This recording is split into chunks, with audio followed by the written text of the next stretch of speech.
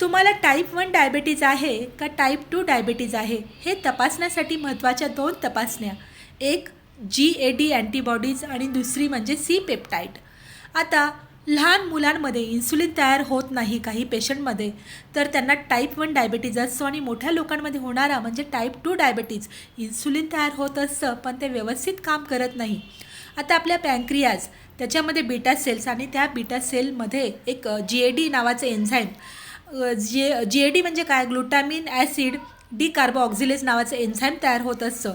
ज्यावेळेस आपली रोगप्रतिकारशक्ती आपल्याच शरीरावर हल्ला करते, आता पॅन्क्रियावर जर हल्ला झाला असेल तर तिथे अँटीबॉडीज तयार होतात, GAD अँटीबॉडीज तयार होतात आणि त्यामुळे बीटा सेल नष्ट केल्या जातात आणि त्यामुळे इन्सुलिनची निर्मिती होत नाही आणि म्हणून आपल्याला ऑटोइम्यून मुळे होणारा डायबिटीज, त्याला आपण latent autoimmune diabetes in adult patient म्हणजे तरुण वयोगटामध्ये होणाऱ्या लोकांमध्ये बघायला मिळतो।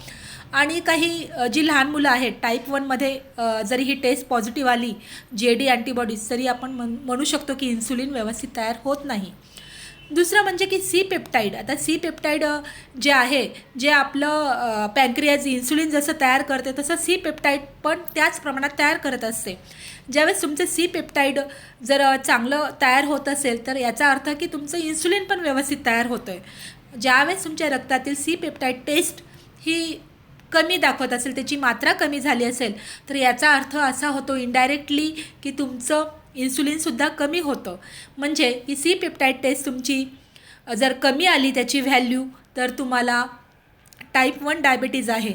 जर तुमची व्हॅल्यू सी पेप्टाइडची नॉर्मल किंवा जास्त आली तर तुम्हाला टाईप 2 डायबिटीज आहे, कारण तुम्हाला इन्सुलिन तुमच्या शरीरात तयार तर होतं आहे पण ते व्यवस्थित काम करत नाही, तिथे इन्सुलिन रेझिस्टन्स तयार झाला आहे म्हणून तो टाईप 2।